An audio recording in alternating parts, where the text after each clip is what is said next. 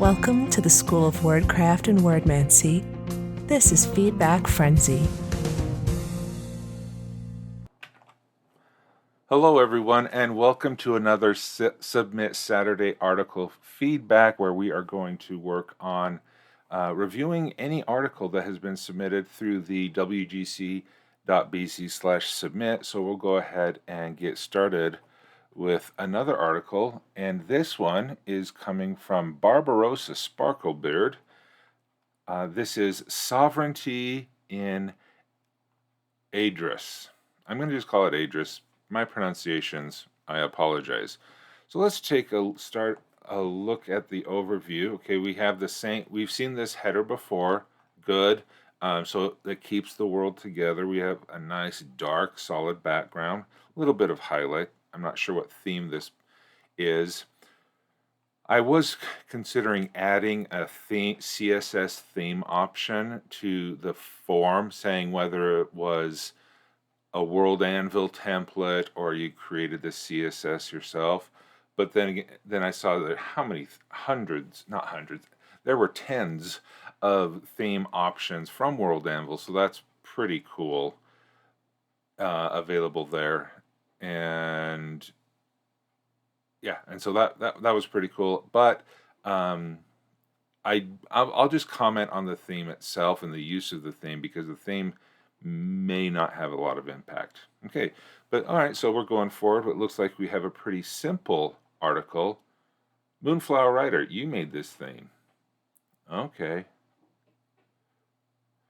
Here's something spontaneous that you probably don't get often. I'll submit a song for musical analysis if you're willing to give it a shot. Yes. I would request, though, yes, please give me lyrics, a lyric sheet, and a link to an MP3 file you host, not me, or a YouTube video or something like that, where I can then listen to it and give my critique. But I would okay, music feedback. Okay, I will add that option to the thing. Oh, okay, but you got to understand who you're asking for feedback. Okay, me in the chat. Okay, I'm not a professional music feedbacker, but I can give you my lay opinion. Hey, Barbarossa Sparklebeard, welcome. Thank you for the posture check and the hydrate. We are critiquing your article right now. Too bad my children are asleep, or I would be able to fill up my water bottle. Okay.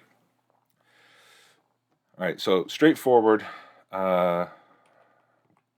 Looks like it's a World Anvil draft. Okay, Sovereignty in Adraus.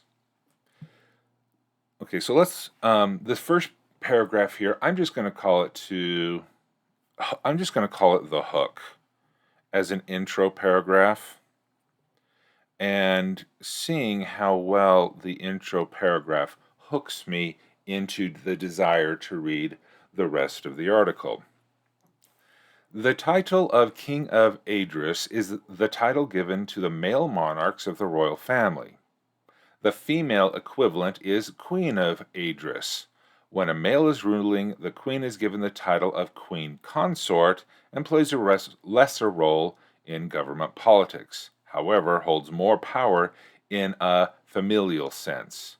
When Adraus has a ruling queen, her husband is named King Consort. And while they hold more power in a political sense than the queen consort, they still mainly play a familial role. Okay, that's a really interesting, very straightforward, matter of fact. It gives us the information, and I think it gives a really good summary and a differentiation between queen, king, king consort, queen consort. And it is an interesting choice that you made here that differentiates from current United Kingdom, where I don't think they have a king consort. I just think they have the prince, Prince Philip. He was Well, he was just a prince. I don't know if he was even prince consort or that word, but that's a really interesting and uh, thing they have there. Career, okay, looks empty. Qualifications, okay, he was called prince consort. Okay, I don't know. Just not said. Ah, oh, okay, okay. That's yeah. Prince Philip um, was the he even he was not given the title of king by Queen Elizabeth, and if you the net I don't know much about how accurate the Netflix series The Crown is, but it had some really intriguing scenes between Philip and Elizabeth, where Elizabeth asked Philip to bow to her as queen. He's the prince, he bows to his queen, and he wanted to have an exception that I'm your husband, but I'm your queen. It was an interesting dynamic, and Matt Smith, former doctor, man, he's a good actor. I I can never not see him as the doctor, but he did really well in those scenes that I watched. While no official guidelines or qualifications have existed in the naming of a king or queen, there are societal expectations placed upon them by their people. Kings, okay, looks like we have a typo there, capital I in kings there. Kings are expected to be well educated, not only in the field of political intrigue, but have an in-depth understanding of military tactics, history, economics, and so forth. These exceptions are not concrete as they have changed with the times and the will of the nation. Oh,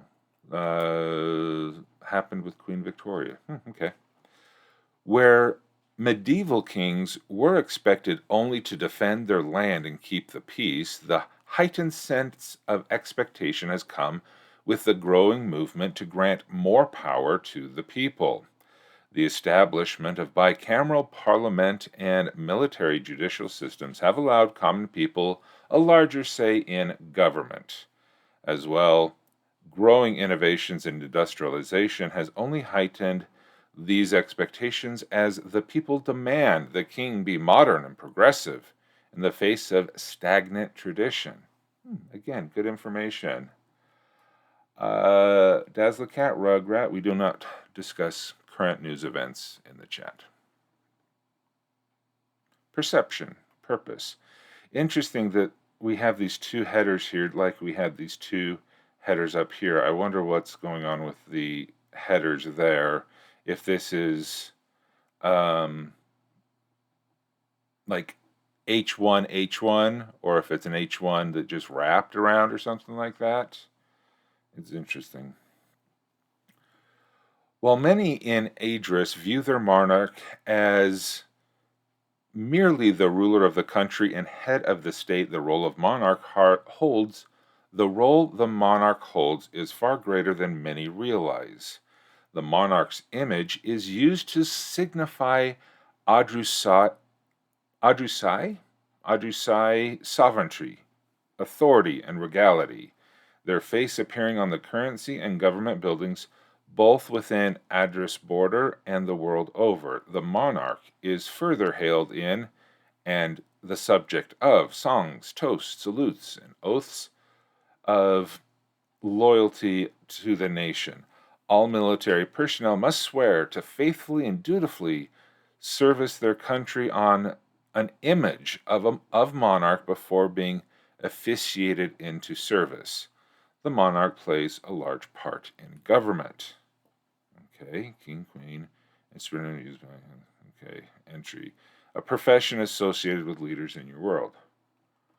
That's World Anvil being weird. I tried to fix it.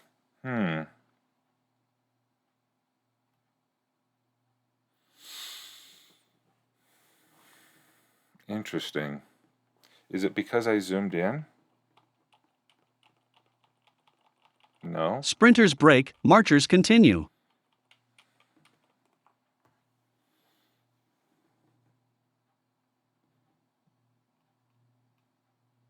Okay. Okay, really, okay, let's, very straightforward, very informational. Uh, I've also been doing research, but with uni, I haven't got a chance to actually get to the role of the king or research, really. Happens. Um, I like, see, the interesting thing here for qualifications, okay, let's go through the ABCs of an article. A, B, C, awesome, boring, confusing. Is this an awesome article?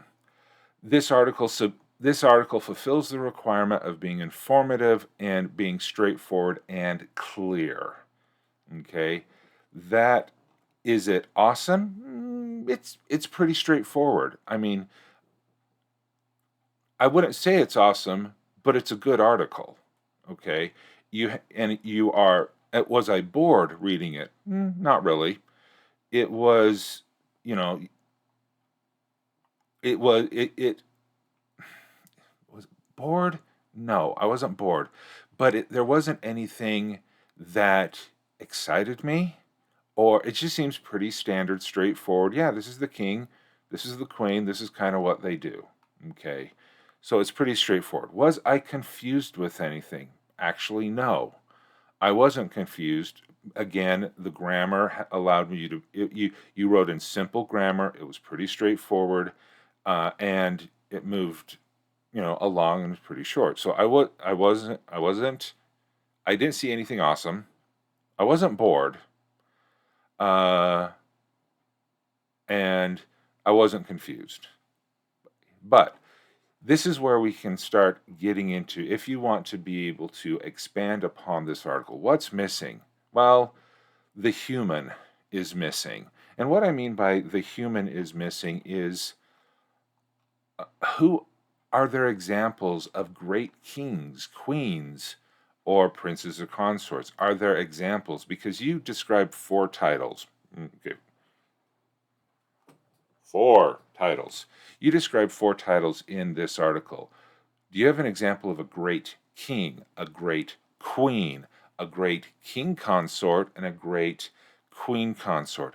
You could pick, and they don't have to be related, they don't have to be generational, father, son, mother, daughter, stuff like that. You could just pick random kings or you could pick random sovereigns as people here that are exceptional or infamous. You you could you could do stuff like that, and then it would bring the human element into it. And what are some, okay, with the expectations as the people demand the king to be modern, progressive in the face of stagnant traditionalism? All right, I would love to see examples of this. And maybe what I'm getting down to it, this is a very good, telling article. Short, sweet, to the point, just the facts, ma'am. But man, I'd love to see some showing in this. I would love to see um, Ivan the Terrible, Peter the Great, Catherine the Great, uh, Bob the Average, something like that. And then if then you can start again. Okay, were there some arranged marriages that actually turned romantic? Were there romantic relationships that turned sour? Were there just great political power couples that they were a good power couple. They were good. They were a great king and queen, but they were terrible parents, or not parents at all. Okay, so and the lines of succession. There we go. Lines of succession. Are they the standard rules? Father, son, grandson. Because you have queen in here, it sounds like the oldest girl could be allowed to inherit the throne without being married. So you have father, oldest child, and there's a specific name for that. So yeah, it has a lot of potential to take some of these sentences and make them show. Only 10 minutes left, everyone. Let's squeeze out the words. Absolute primogeniture. Okay, that's a comment from. So if you want to see that, you look over in the comments there. So Rograt 1, absolute primogeniture. Sounds like what the oldest child, regardless of gender. Okay. I could actually do a connection to Theodic, the Morning Lord, who spent his life and reign as king who donned yellow for his whole 50-year reign following his first wife's death. Excellent. And that could be a side article that you have over here. You go sovereigns of note. You could have a quote here of notables. You can make up a fake historian and say this is going to be a good one, or this is a bad one, or the title of stuff like that. Yeah, absolute primogeniture, first child, male or female. Okay, yeah. Adoption. Is adoption allowed in your world? Have there been examples of adoptions where the second in line came back for the crown?